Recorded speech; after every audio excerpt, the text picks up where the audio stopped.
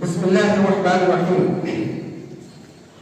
صوبہ بہار اردو ادب کا ایک زرخیز خطہ رہا ہے جس نے بہت سارے نامور شعراء کرام کو جنم دیا۔ اگرچہ علامہ اقبال رحمۃ اللہ علیہ کا تعلق سیالکوٹ سے ہے، مگر ان کی شاعری میں بھی بہار کا رنگ ملتا ہے۔ مجاز لکھنوی بنیادی تعلق لکھنؤ سے ہے، مگر کچھ وقت بہار میں بھی گزارے۔ خطہ صوبہ بہار مردم خیز بھی ہے اور گناہ پسند بھی۔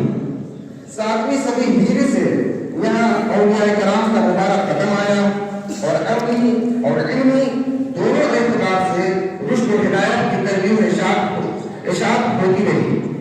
بہار کے اولیاء کرام کسی عہد سے صوفیانہ اور عارفانہ خیالات کو تصنیف و تالیف کی شکل میں پیش کرتے رہے۔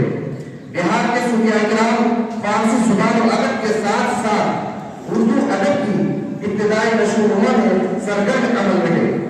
شمالی ہند میں ایک طرف حضرت بابا فرید الدین گلشگر رحمۃ اللہ علیہ، حضرت ابو علی قلندر فانی فقیر رحمۃ اللہ علیہ اور حضرت امیر قسم خسرو رحمۃ اللہ علیہ کے فکرے دوہے اہلیہ مشہور ہو رہے تھے، تو اسی عہد میں حضرت مقبول جہاں شیخ شرف الدین احمدیہ علی رحمۃ اللہ علیہ کے فکرے فالنامے بھی شرط قبولیت حاصل کر رہے تھے۔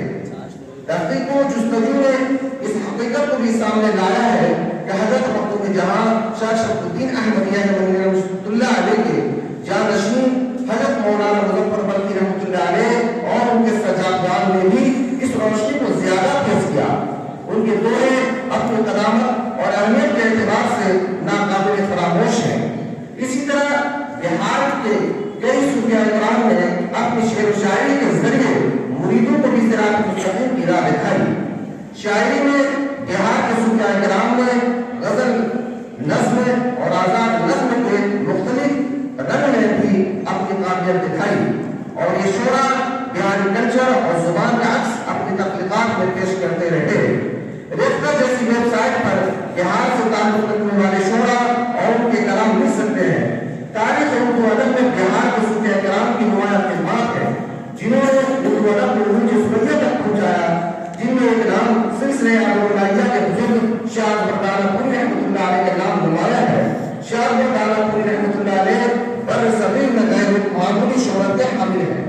آپ سلسلہ ابوالعالیہ کے باکمال سجادہ نشین گزرے۔ آپ نے سفر حج میں عربی کے حالات کا بھی بھرپور جائزہ لیا اور واپس آنے کے بعد تاریخ عرب کے نام سے ایک مستقل کتاب لکھی جو اپنی نوعیت کے اعتبار سے منفرد ہے۔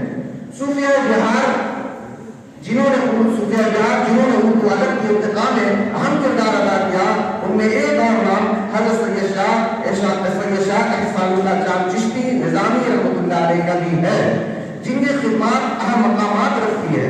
حضرت موصوف حضرت سید فرید الدین طویل بخش چشتی نظامی چاند پوری رحمۃ اللہ علیہ کے جانشین ہیں، جنہوں نے فارسی اور اردو میں نمایاں خدمات انجام دی ہیں۔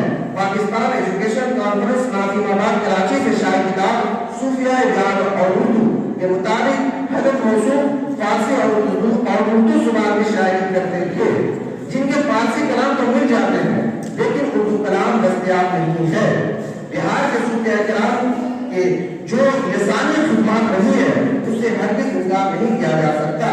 ہندوستان کے صوفیاء کرام کے ساتھ ساتھ بہار کے صوفیاء کرام نے اردو ادب کی جو خدمات کی ہیں، ان لوگوں کی جد و جہد کی وجہ سے اردو کو ہندوستان میں بحیثیت زبان اس ملک کے کونے کونے تک پھیلایا اور عوام کو اس زبان سے اتنا قریب کر دیا کہ ایک گھوڑی سے زبان کی صورت اختیار کر بھی چلی گئی۔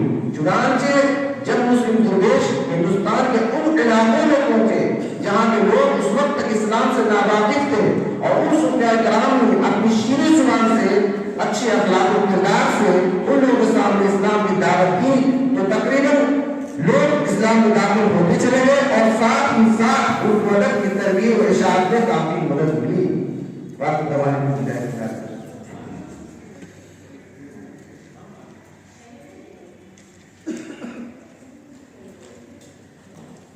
حضرت گرامی، میں نے آپ سے ذکر کیا تھا، اس کے اندر گزارش کی تھی اور یہ اطلاع بھی دی تھی کہ جو بھی مقالہ پڑھا جائے گا وہ इंशाअल्लाह छपी हुई शक्ल में